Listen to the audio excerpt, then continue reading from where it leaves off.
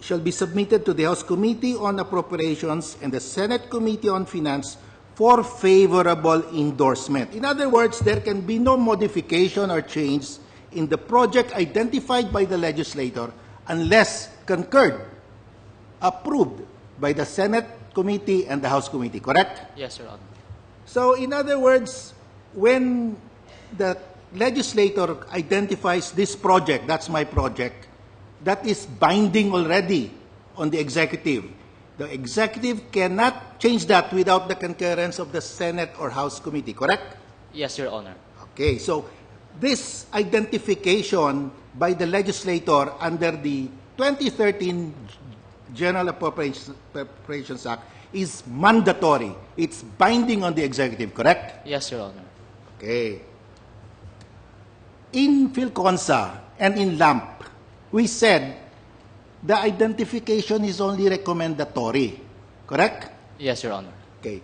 Let's go to Philconsa. What, in the Philconsa case, the PDAF provision contains only how many paragraphs? You go to your I will get my copy. Philconsa case.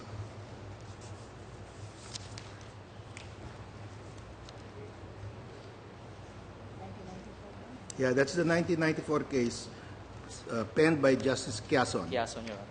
Okay, there is There the are two case paragraphs. quotes the special provision of the General Appropriations Act for 1994. Yes, Your Honor.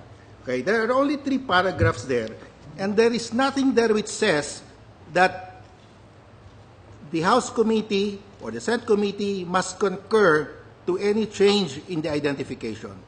There's nothing there which says that the House Committee or the Senate Committee must concur with any realignment. Nothing, Your Honor. There's nothing there that says that the House Committee or the Senate Committee must approve any release of funds, which is in the 2013 PDAF, correct?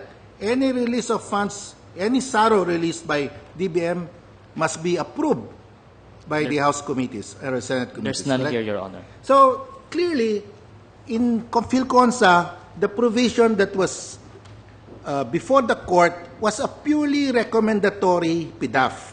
That the legislator just recommends on its face, correct? Yes, Your Honor. Okay. So, in Philconsa, the court decided a case different from the provisions before us now.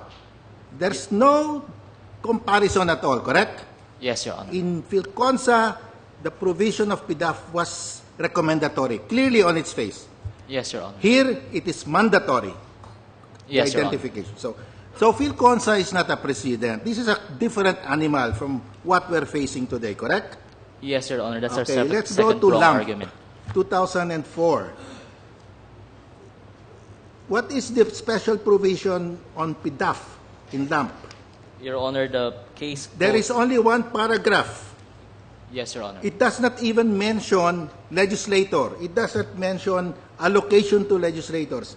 In fact, it has no reference at all to the Senate or the House. Correct?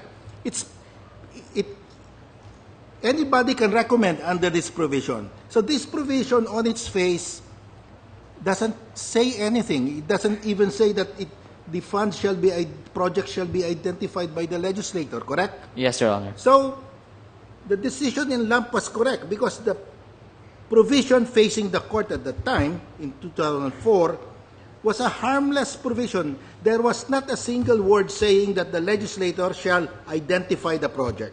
Correct? Yes, Your Honor. We now come to 2013, the PDAF provision before us. And there is another provision, release of funds. All requests for release of funds, this is the SARO, correct?